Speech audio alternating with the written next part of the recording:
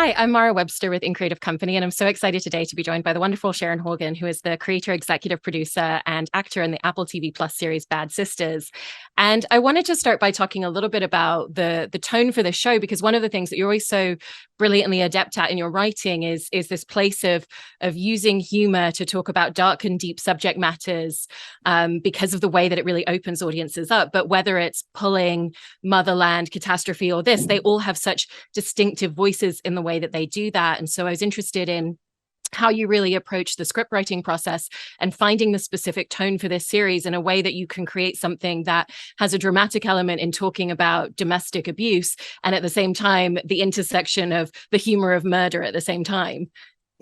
Yeah, I know. I mean, I think this more than anything else was the hardest, tonally to tread that fine line, because it is a really fine line, because there's no part of you that wants to dishonor that story, or to seem like you're not giving it the sort of weight it needs. So it was a really tricky one, and I suppose we all approached it just by keeping a really beady eye on it all the time. In the writer's room, it's sort of like anything goes, so you can kind of push it as far as you want. But once you start writing the scripts and honing it down, and then especially when you take it into production, we had rehearsal time, so the actors were able to sort of see that how we wanted to approach the performance of it, even that they were in safe hands, that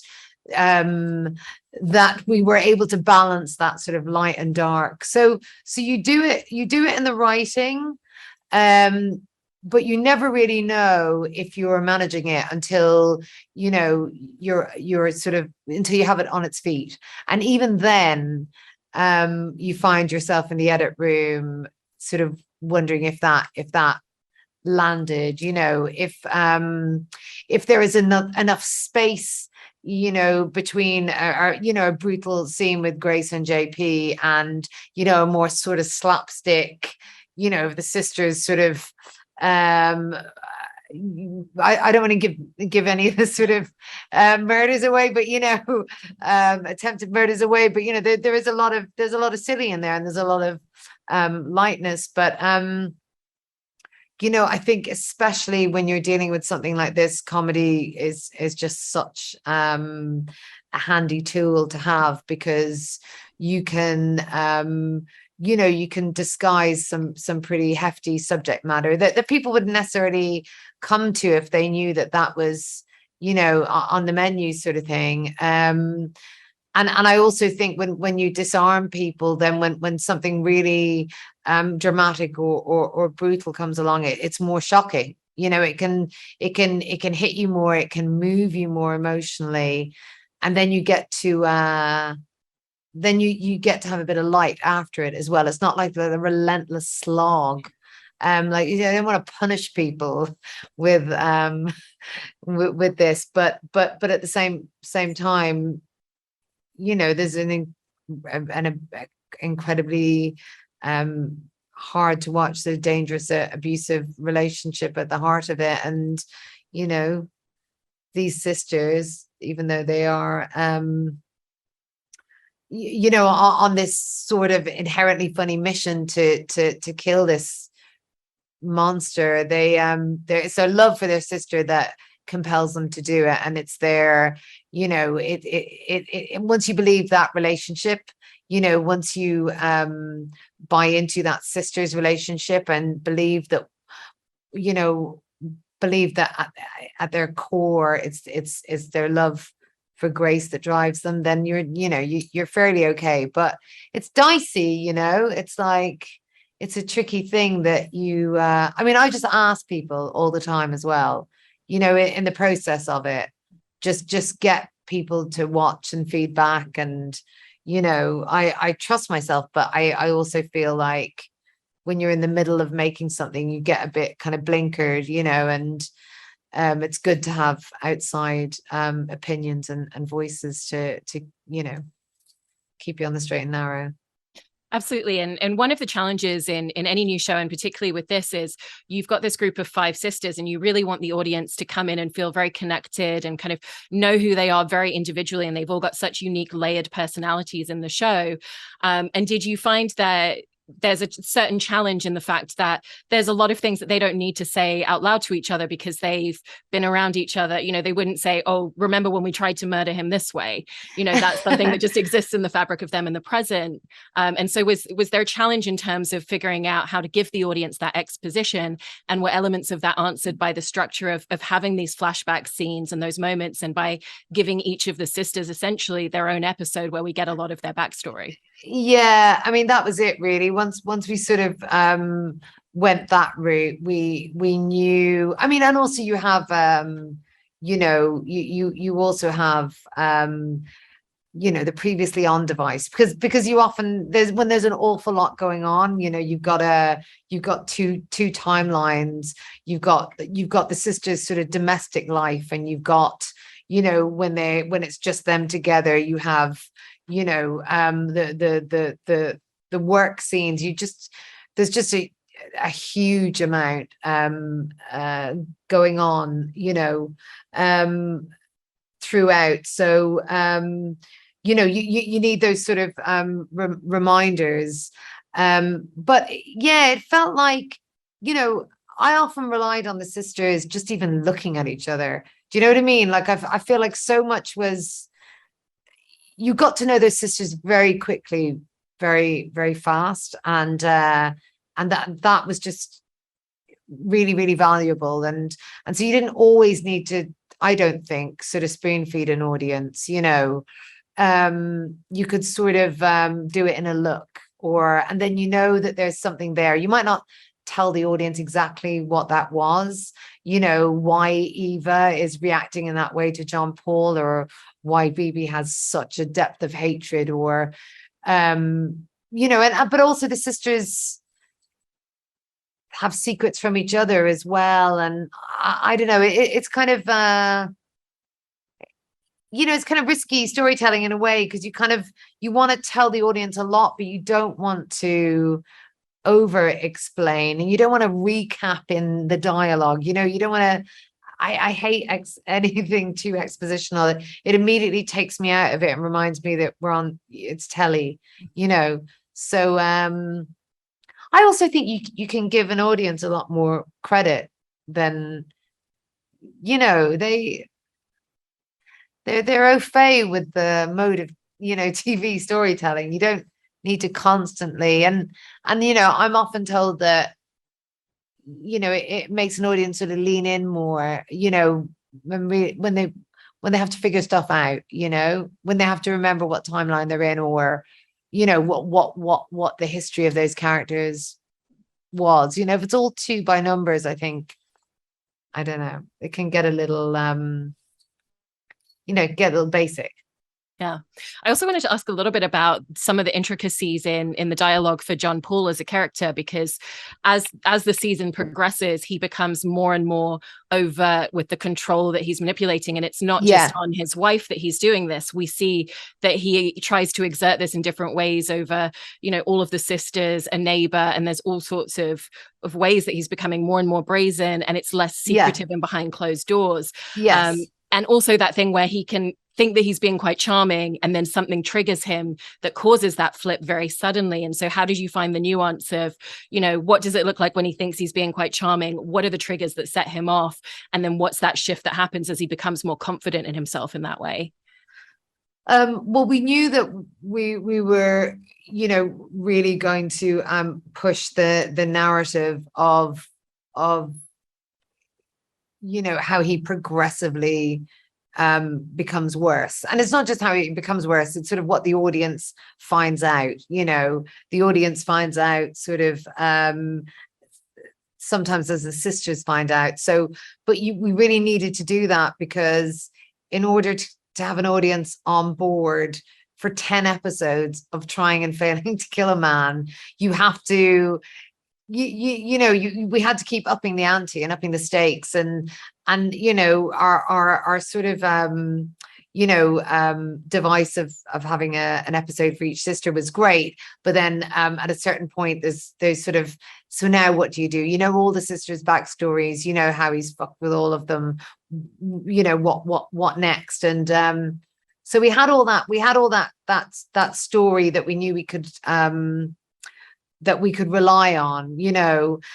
But then I think is when things start unraveling and when he begins to feel like he's losing control, you know, because like part of the abuse is his, you know, controlling behavior, you know, when he starts losing that, that's when he becomes really dangerous. And I think at that point, hopefully, an audience are scared for her, you know. They're scared for Grace, they're scared for the sisters, they're scared for Blanad, you know, Roger to a certain extent. So yeah, so that's what the story kind of gave us naturally, and then what Claes Bang sort of brought to the role. You know, like there was a lot of, you know, there's a lot of nuance in the character. There was an awful lot of nuance in his performance as well. And we talked about that from the off, that that really, you know, I didn't want him to be just a monster. That didn't sort of interest me. You know, he's not a sideshow Bob, you know, he's a main character. And I think you can have secondary characters that are just 100% cold and evil, but that's not enough, you know. I mean, it's not enough to fill a main character. So you know, he needed to, you know, be vulnerable. He needed to you know, have a difficult sort of childhood. He needed to be a good father, you know, and at times the home was a loving home, you know. There's that's I mean, that's how these guys sort of you know, exist.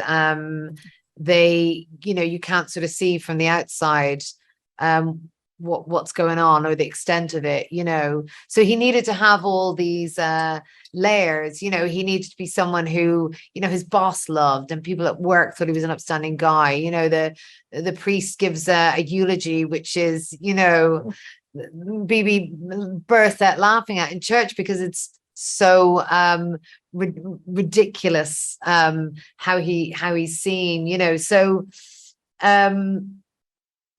so yeah, it was important to just give him so many layers, including the sort of religiousness, you know, the sense of him being a very moral person, and, you know, moral, you know, and to have a certain kind of righteousness on his side. And yeah, it was kind of building up all of that, and then Claes just sort of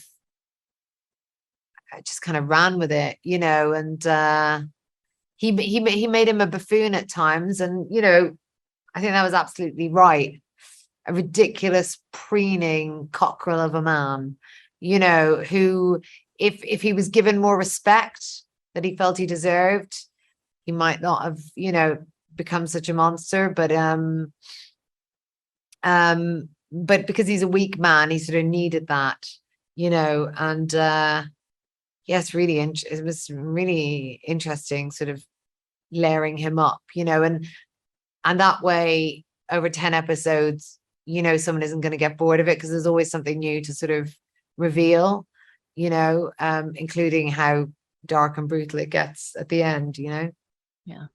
And whilst he's becoming more brazen, we have the fact that these sisters are literally watching Grace, his wife, played by Anne-Marie Duff, you know, disappear into herself more and more as the season progresses. And you can see that that's something that's been at work over the course of several years. And, you know, I love the moment in one of the later episodes where she tries to go to a dance class to try and like reclaim some element of herself, and just finds it very difficult to even move her body because she's not even physically in touch with herself. And so what were a lot of the intricacies fantasies that came with not just creating that in the first place, but what does this continue to look like as this behavior becomes more and more consistent and more commonplace, as she kind of disappears into herself, even asking him a question before she responds to something about his opinion, or looking to him for permission in a lot of ways. Yeah, and I mean, all of that really. There's a moment where they're having lunch together, and it's one of the sort of happier scenes, and he's, well, it starts off like that, and he's talking about his birthday, and he sort of she sort of sees him sort of look for something, and she's gone to the fridge to get the milk before he even has a chance to ask for it, because she's so used to wanting to keep the status quo, keep him happy. But yeah, what we started with was I mean, obviously what we start with is the funeral and the dead body, but when we first see Grace, it's only the sisters know how damaged she is, right? Because they know who she was. And so when you see her first, she, apart from flickers here and there, she looks like, happy to be married to this boorish, sexist, racist, just piece of work, she can't really see it. So if you can't see it, you kind of think, well, she's okay. But I think you're told very quickly that that's not who she is. And you're sort of the picture's painted of who she used to be, and it's not someone that even Becca can remember. As far as Becca's concerned, she's always been this quiet, small person, and so we kind of start with that. But you can't just, again, over 10 episodes, you can't just play that same note. So I mean, Anne-Marie was so great at doing so much of the homework herself and figuring out when to show her at her smallest, and when to give her life and fun, and when to when to show that she was happy to go along with how he expected their relationship to operate, and when she would sort of want to fight back. And there was so much nuance in what she was doing. But I think in terms of the writing, it was it's the chain of events that kind of spirals his behavior. As the sisters sort of rise up, he kind of closes in on her. So the abuse gets worse. I mean, it's clear that he's, that it's, coercive kind of behavior, and that he's, financially controlling her, as well as sort of emotionally controlling her. And but the real sort of destroying of her sense of self-worth, and just of her personality, it just goes into high gear, as the series kind of heads towards the climax. And that's that's because he can see the walls closing in around him. And I think it kind of gets to a point where it's dangerous. It's clearly dangerous. I don't know how much you've seen, but as it gears into episode 9, and that it's very scary what he's doing, and you don't know what he's going to do, and you feel a bit panicky, for her, and you want them to hurry up and get there. I mean, also in talking about your character, Eva, a little bit, I was interested in your approach to one of the facets of her, which is the fact that she clearly has wanted to have a family at one point, but hasn't been able to, and what that means for her in a lot of different ways. And how, again, kind of going back to what you were talking about at the beginning, she's not going to sit round and go through the details again of what happened with her sisters. So it's little moments of, the humoristic response of, well, this is the language I prefer for people to use to to talk about me in this way, or child free. Yeah. Yeah. And then, or like the sheer anger when it's weaponized against her with JP, or Yes. even Yeah. the reticence potentially in a new romantic situation, because she knows that's a conversation that's going to kind of eventually become part of it. And so how did you want to kind of like interweave that in these really kind of small and very intricate ways for her as a character, both in the writing and your performance? Yeah, I feel like I sort of approached them both in the same way, the trickiest thing about the series was to not just show five sisters in misery, I mean, even when terrible things happen to them or each other or Grace, more specifically, it kind of had to you kind of just had to move it along. And I kind of feel like that's sort of what life is like.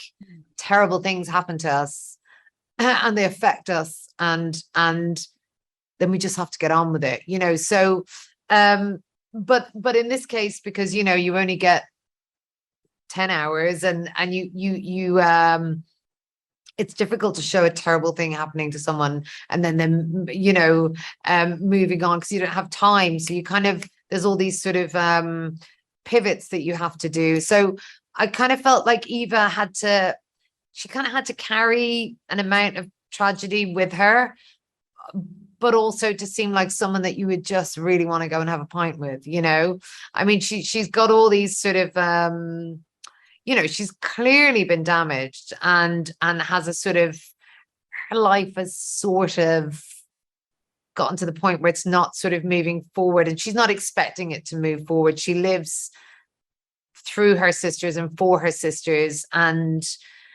her role since not being able to, have kids has been to provide this happy haven, for the girls since the parents' death. And so I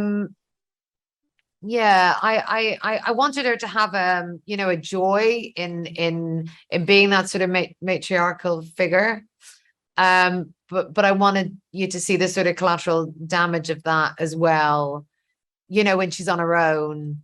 You didn't get a huge amount of opportunities when you're telling a story that has two timelines and a murder mystery and that amount of characters. You don't get to spend a huge amount of time with these characters individually, where, it would be much easier if you could, but that's, an audience doesn't really want to pivot and spend, character study time. You kind of have to find shorthand for that. And even if it's just her on her own watching, Nazi hunters under a blanket, drinking on her own, or there's a bit of a loneliness to her when she's not with her sisters, and a slight desperation when she's trying to shift a possible romance into a different gear.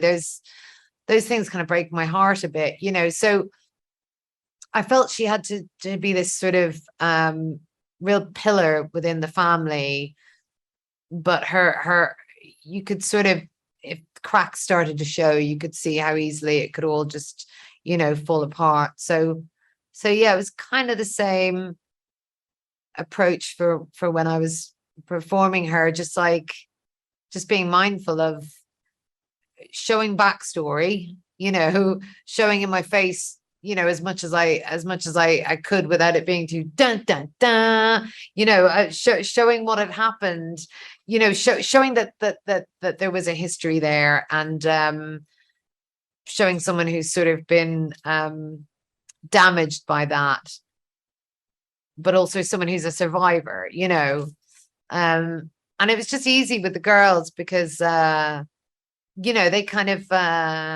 they sort of bring her to life a bit, and it's the same on set. They're just kind of quite an infectious bunch to be around, and it just sort of immediately feels like you want to be with them. It's a bit of a party, and how much they love each other is very, is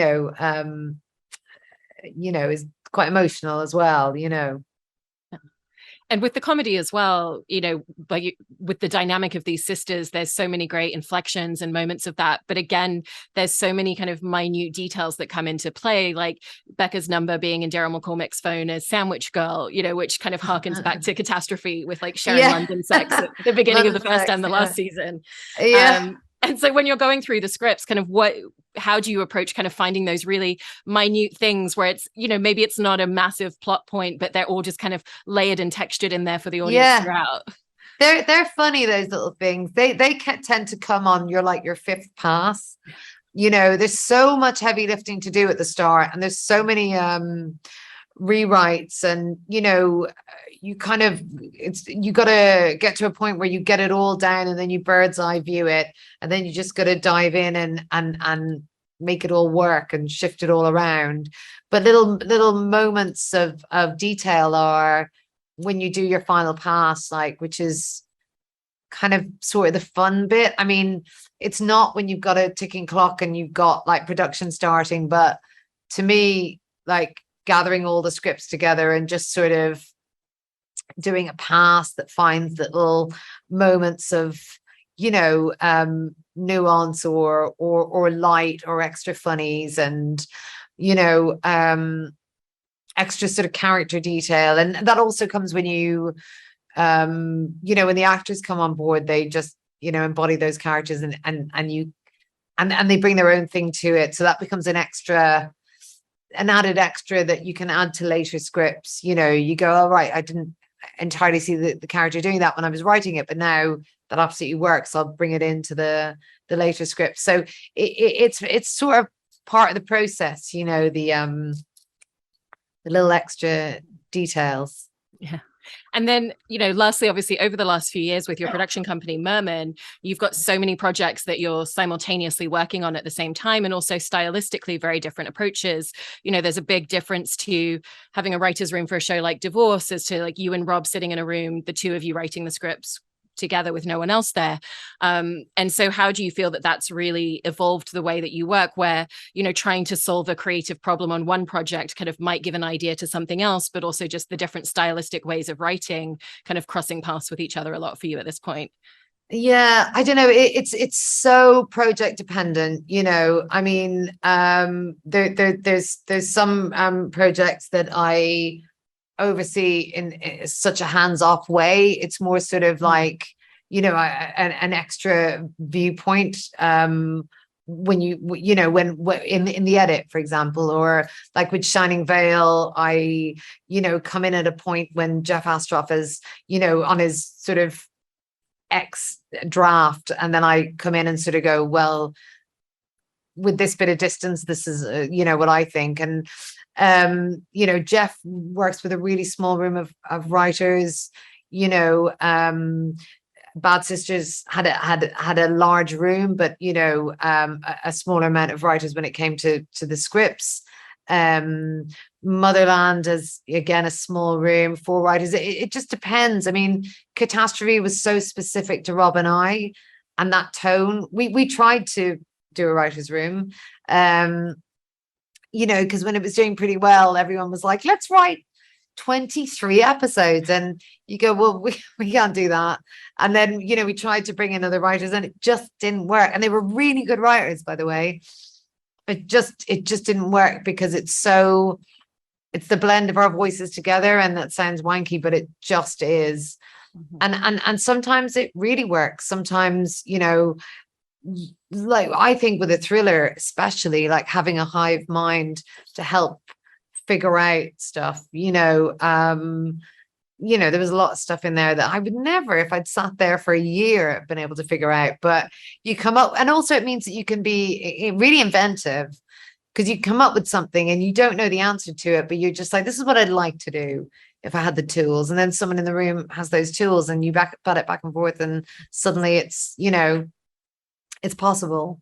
So and at the moment I'm writing on my own. I'm writing a film, and it's weird to write on my own again, but it's so project dependent, and I think that's kind of what I'm learning. There's no right or wrong way to do it.